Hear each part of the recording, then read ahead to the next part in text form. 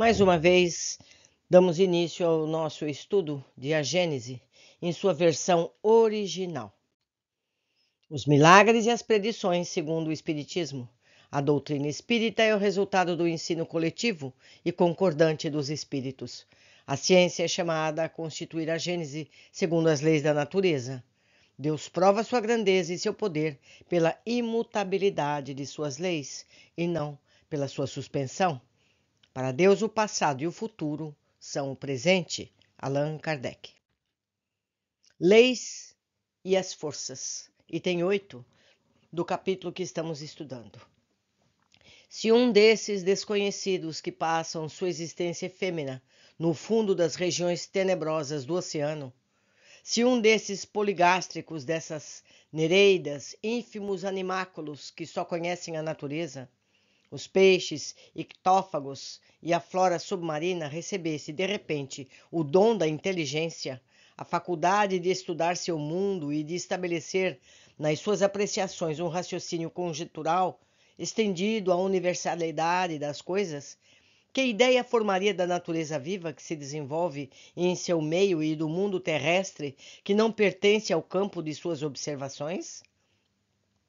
Se agora, por um feito maravilhoso de seu novo poder, esse mesmo ser conseguisse se elevar à superfície do mar, acima das trevas eternas da profundidade, perto das praias opulentas de uma ilha com vegetação esplêndida, sob o sol fecundo, distribuidor de um benfazejo calor, que julgamento faria de suas teorias antecipadas sobre a criação universal, as quais logo abandonaria por uma apreciação mais ampla, mas ainda assim relativamente tão incompleta quanto a primeira? Tal é, ó homens, a imagem de vossa ciência toda especulativa. E faço é impossível eu não parar essa leitura para comentar esta imagem que aqui foi dada. Gente, o que um camarão pode falar sobre o sol? Não é verdade? O que uma simples água-viva pode ter ideia sobre um camelo? Exatamente. E nós? Como podemos dar opiniões sobre o que nunca vimos? Vamos seguir adiante já com uma nota de rodapé. Tal é também a situação daqueles que negam a existência do mundo dos espíritos. Logo após terem se despojado de seu corpo físico, os horizontes deste mundo se desmoronam em seus olhos. Compreendem então o vazio das teorias pelas quais pretendiam explicar tudo exclusivamente pela matéria. Entretanto, esses horizontes têm ainda, para eles, seus mistérios que só se revelam sucessivamente, à medida que se elevam pela depuração. Mas, desde seus primeiros passos neste mundo novo, eles são forçados a reconhecer sua cegueira e quão longe eles estavam da verdade. Essa é uma nota de Allan Kardec. Seguindo com a leitura. Já que venho aqui tratar da questão das leis e das forças que regem o universo, eu, que sou como vós, apenas um ser relativamente ignorante em relação à ciência real, apesar da aparente superioridade sobre meus irmãos da Terra, pela possibilidade que tenho de estudar as questões naturais que lhes são vedadas, por causa da posição em que se encontram, o meu objetivo é somente expor a noção geral das leis universais, sem explicar em minúcias o modo de ação e a natureza das forças especiais que delas dependem. Este fluido etéreo que preenche o espaço e penetra os corpos, este fluido é o éter, ou a matéria cósmica primitiva, geradora do mundo e dos seres. Ao éter são inerentes as forças que presidem as mudanças da matéria, as leis imutáveis e necessárias que regem o mundo.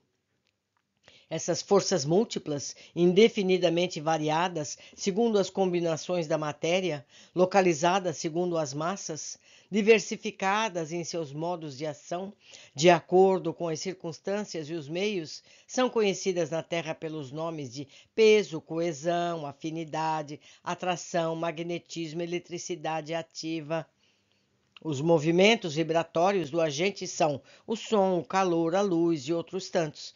Temos aqui uma nota de rodapé. Veremos.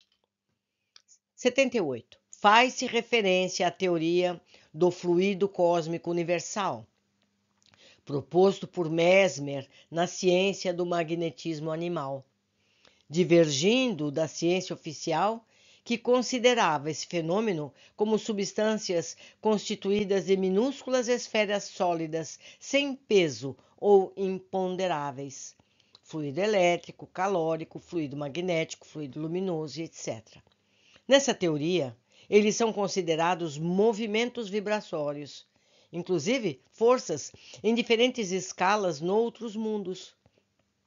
Enquanto a hipótese substancialista aceita oficialmente hoje é sabidamente falsa, considerar esses fenômenos como estados vibratórios do agente em diversas escalas, propostas tanto nesta obra quanto em Mesmer, aproxima-se conceitualmente do paradigma da física moderna. Essa é a nota do editor. Repetindo e seguindo.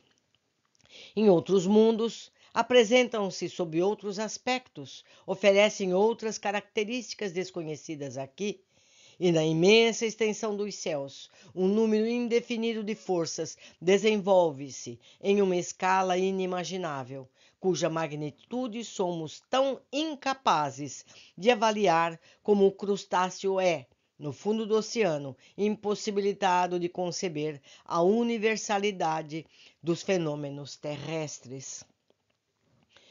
Meus amigos, temos que ter humildade. Temos que saber que nós, infelizmente, não sabemos. Nós conhecemos algumas coisas e damos algumas interpretações para o que conhecemos. Vamos à nota de rodapé número 79. Nós reportamo-nos, em suma, àquilo que conhecemos e não compreendemos, mas o que escapa à percepção de nossos sentidos, assim como o cego de nascença não compreende os efeitos da luz e a utilidade dos olhos, é possível, pois, que em outros meios o fluido cósmico tenha propriedades, combinações das quais não temos a menor ideia, dos efeitos apropriados às necessidades que nos sejam desconhecidas, dando lugar a percepções novas ou a outros modos de percepção. Não compreendemos, por exemplo, como se possa ver sem os olhos do corpo e sem a luz. Mas quem nos diz que não existem outros agentes que a luz para os quais sejam feitos os organismos especiais? A visão sonambúlica, que não é detida pela distância, nem por obstáculos materiais, nem pela obscuridade, nos oferece um exemplo. Suponhamos que em um mundo qualquer, os seres sejam normalmente o que os nossos sonâmbulos seriam excepcionalmente. Eles não terão necessidade nem da nossa luz, nem dos nossos olhos, portanto, verão o que não podemos ver. Assim acontece com as demais sensações. As condições de vitalidade e perceptibilidade das sensações e das necessidades variam conforme os meios. Essa nota é de Allan Kardec. Como é que você poderia explicar para alguém que tem capacidade de viver debaixo d'água, de que é possível viver fora da água? Ele não vai entender, não é verdade? Então nós precisamos ter essa humildade de saber que nós não sabemos, de saber que nós não sabemos. Continuando. Ora, do mesmo que só há uma única substância simples, primitiva, geradora de todos os corpos, porém diversificada em suas combinações, também todas essas forças dependem de uma lei universal, diversificada em seus efeitos, que está na sua origem e que, pelos desígnios eternos, foi soberanamente imposta à criação, para imprimir-lhe harmonia e estabilidade permanentes. A natureza jamais se opôs a ela própria. O brasão do universo tem uma só divisa: unidade e variedade. Remontando à escala dos mundos, encontra-se unidade da harmonia e da criação, ao mesmo tempo que uma variedade infinita nesse mesmo canteiro de estrelas. Percorrendo os degraus da vida, deste último dos seres, até Deus, a grande lei da continuidade se faz reconhecer. Considerando as forças nelas mesmas, pode-se formar uma série, cuja resultante, confundindo-se com a geratriz, é a lei universal. Vós não saberíeis apreciar essa lei em toda a sua extensão, porque as forças que a representam no campo de vossas observações são restritas e limitadas. Entretanto, a gravitação e a eletricidade podem ser apreciadas como uma ampla aplicação da lei primordial que reina para além dos céus. Todas essas forças são eternas. Explicaremos essa palavra, e universais, como a criação. Sendo inerentes ao fluido cósmico, elas atuam necessariamente em tudo e para tudo, modificando sua ação por sua simultaneidade ou os pontos latentes ou secretas em outros. Mas preparam, dirigem, conservam, constroem os mundos em seus diversos períodos de vida, governando os trabalhos maravilhosos da natureza em qualquer ponto que se executem, assegurando para sempre o eterno esplendor da criação. A criação primeira, item 12. Após ter considerado o universo sob os pontos de vista gerais de sua composição, de suas leis, de suas propriedades, podemos levar nossos estudos para o modo de formação que deu origem aos mundos e aos seres. Voltaremos em seguida à criação da Terra, em particular, e a seu estado atual na universalidade das coisas, e então, tomando este globo como ponto de partida, como unidade relativa, procederemos a nossos estudos planetários e siderais. Meus amigos, eu convido todos vocês a terem esse material na mão. Seja em papel, tenham essa gênese, adquiram. Não quero adquirir? Baixe da internet. A FEAL disponibiliza gratuitamente para poderem estudar as minúcias e não dependerem apenas da minha leitura. Continuando, item 13. Se tivermos compreendido bem a relação, ou antes, a posição da eternidade com o tempo, se nos familiarizarmos com a ideia de que o tempo é apenas uma medida relativa da sucessão das coisas transitórias, enquanto a eternidade é essencialmente una, imóvel e permanente, e não é suscetível de nenhuma medida de duração, compreenderemos que para ela não há começo nem fim. Por outro lado, se fizermos uma justa ideia, contudo ainda bem fraca, da infinitude do poder divino, compreenderemos como é possível que o universo tenha sempre existido e que exista sempre. Desde que Deus sempre foi Deus, suas perfeições eternas se manifestam, antes que os tempos existissem. A eternidade incomensurável recebeu a palavra divina e fecundou o espaço igualmente eterno. Meus amigos, nós não temos competência para entender tudo isso. Assim como a formiga não tem competência para entender o Google, a internet, ou até mesmo uma batata, não é verdade? Item 14. Deus, sendo por sua natureza eterno, criou toda a eternidade e não poderia ser de outra forma, porque a qualquer época longínqua que retrocedamos em imaginação, chegando até os supostos limites da criação, restará sempre além desse limite uma eternidade.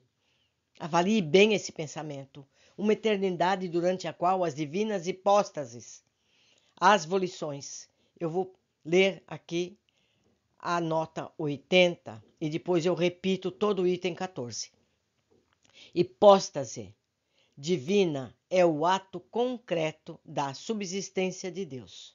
Segundo a visão dogmática, Deus seria três hipóstases numa só essência, ousia, o Pai, o Filho e o Espírito Santo. Essa é a nota do editor. E nós não temos como entender ainda essa trindade. Por isso nos é dado simplesmente assim. Repetindo o item 14. Deus, sendo por sua natureza eterno, criou a eternidade e não poderia ser de outra forma, porque a qualquer época longínqua que retrocedamos em imaginação, chegando até os supostos limites da criação, restará sempre além desse limite uma eternidade. Avalie bem esse pensamento. Uma eternidade durante a qual as divinas hipostases, as volições infinitas, teriam estado sepultadas em uma mútua letargia inativa e infecunda. Uma eternidade de morte aparente para o Pai Eterno, que dá vida aos seres, de mutismo indiferente para o Verbo que os governa, de esterilidade fria e egoística para o espírito de amor e de vivificação. Compreendamos melhor a grandeza da ação divina e sua perpetuidade sobre a mão do Ser Absoluto. Deus é o sol dos seres, é a iluminação do mundo. Ora, o surgimento diário do sol dá instantaneamente nascimento às ondas de luz que vão se propagando por toda a parte na vastidão. Do mesmo modo, o universo, nascido do eterno, remonta aos períodos inimagináveis de infinita duração ao Fiat Lux inicial. Fiat Lux é faça luz. Item 15. O início absoluto das coisas remonta a Deus. Suas sucessivas intervenções no domínio da existência constituem a ordem da perpétua criação. Qual imortal poderia falar das magnificências desconhecidas e soberbamente veladas sob a noite das idades, que se desenvolveram nesse tempos remotos, no qual nenhuma das maravilhas do universo atual existia? Nessa época primitiva em que, havendo-se feito ouvir a voz do Senhor, os materiais que deveriam agregar-se por si mesmo e simetricamente para formar o templo da natureza, logo se encontraram no centro dos vazios infinitos, quando aquela voz misteriosa, que todas as criaturas veneram, amam como uma mãe, produziu notas harmoniosamente variadas que haveriam de vibrar juntas e modular o concerto dos vastos céus. O mundo, em seu surgimento, não se apresentava em sua forma de plenitude de vida. Não, o poder criador não se contradiz nunca, e como todas as coisas, o universo nasceu criança, constituída das leis antemencionadas e da impulsão natural inerente à sua própria formação. A matéria cósmica primitiva deu, sucessivamente, origem a turbilhões, a aglomerações desse fluido difuso, a aglomerações de matéria nebulosa, que se dividiram por si e se modificaram ao infinito, para produzir nas regiões incomensuráveis da amplidão diversos centros de criações simultâneas ou sucessivas. Em razão das forças que predominaram sobre um sobre o outro, e das circunstâncias ulteriores que presidiram seu desenvolvimento, esses centros primitivos tornaram-se focos de uma vida especial. Alguns menos espalhados no espaço, mais ricos em princípios e em forças atuantes, começaram de imediato sua vida astral, particular. Outros, ocupando uma extensão ilimitada, desenvolveram-se com extrema lentidão, ou se dividiram de novo em outros centros secundários. Transportando-nos a alguns milhões de séculos somente antes da época atual, verificamos que nossa Terra não existe ainda e que o nosso sistema solar não começou as evoluções da existência planetária. Mais esplêndidos sóis já iluminavam o éter, planetas habitados davam vida e existência a uma multidão de seres que precederam a humanidade. As produções opulentas de uma natureza desconhecida e os fenômenos maravilhosos do espaço sideral desenvolveram, sob outros olhares, os imensos panoramas da criação. Que digo, já deixaram de existir os esplendores que muito antes fizeram palpitar o coração de outros mortais sob o influxo do pensamento, da potência infinita.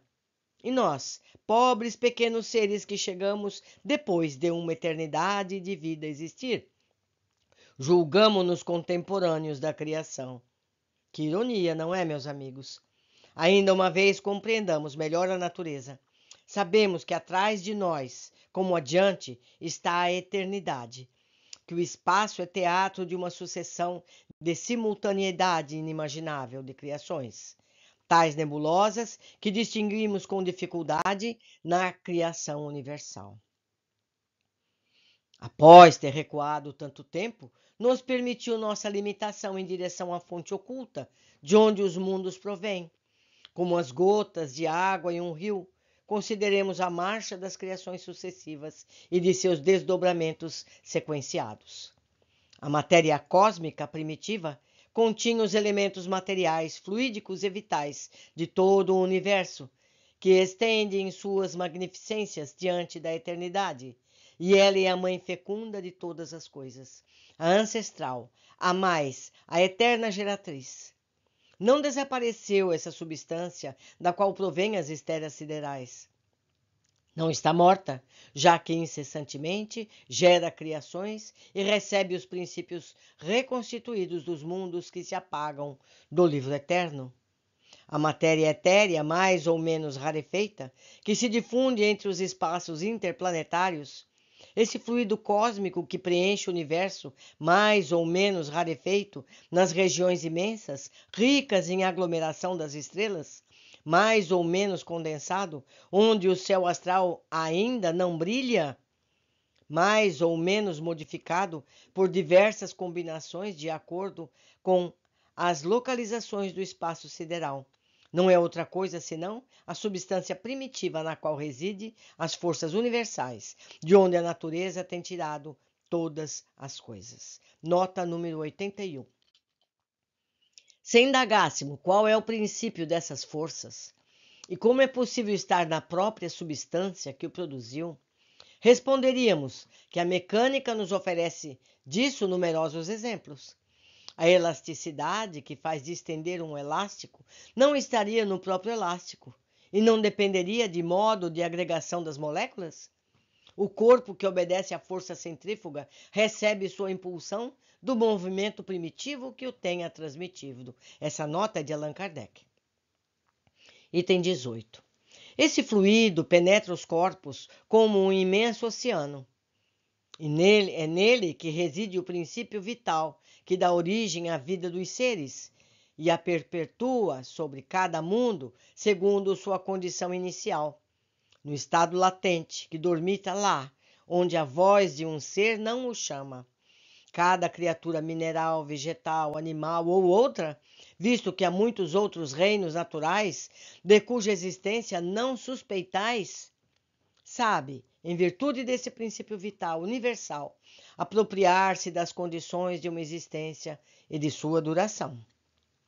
As moléculas do mineral têm certa quantidade dessa vida, tal como a semente e o embrião, e se agrupam, como no organismo, em figuras simétricas que constituem o indivíduo.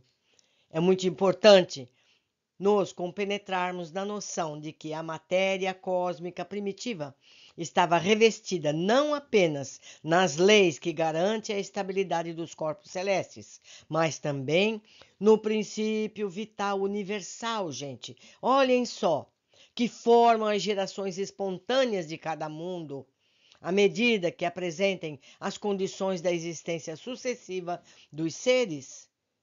E quando soa a hora da aparição dos filhos da vida, durante o período criador. Esse parágrafo é importantíssimo. Eu espero que vocês leiam e releiam e meditem a respeito. Continuando.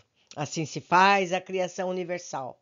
É, pois, correto dizer que as operações da natureza, sendo a expressão da vontade divina, Deus sempre criou, cria incessantemente e nunca deixará de criar.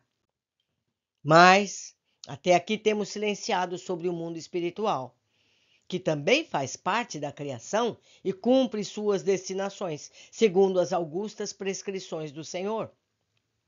Eu só posso dar um ensinamento bem limitado sobre o modo da criação dos espíritos, em virtude da minha própria ignorância, e também porque devo manter reserva sobre certas questões, as quais me foi permitido aprofundar.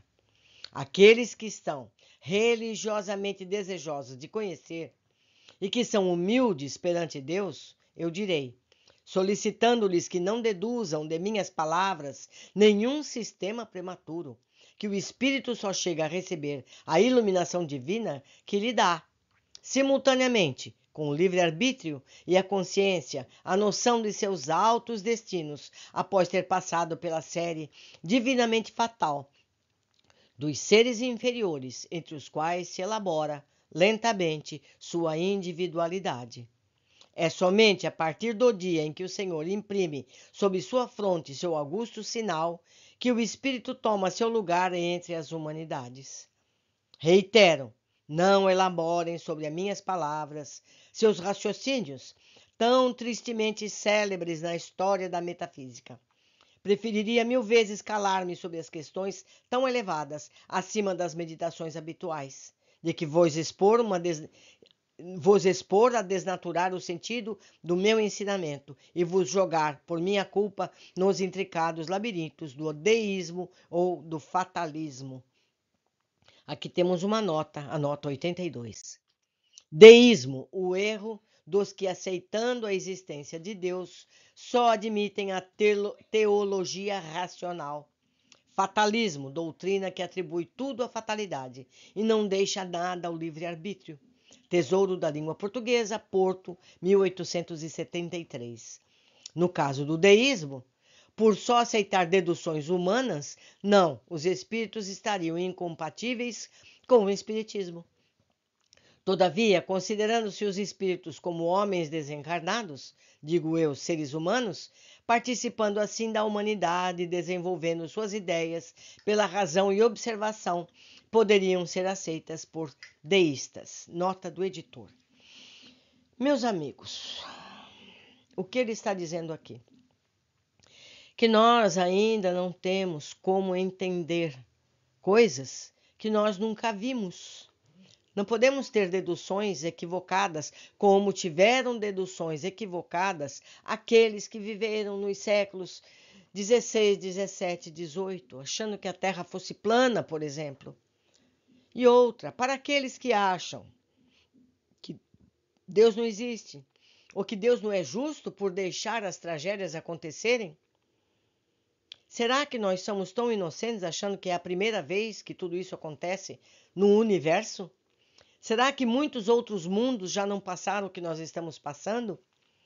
Será que a criação é um principiante que não sabe que esse é sim o melhor caminho? Deixo com vocês essas meditações. Por hoje ficamos por aqui. Aguardo a todos no nosso próximo encontro.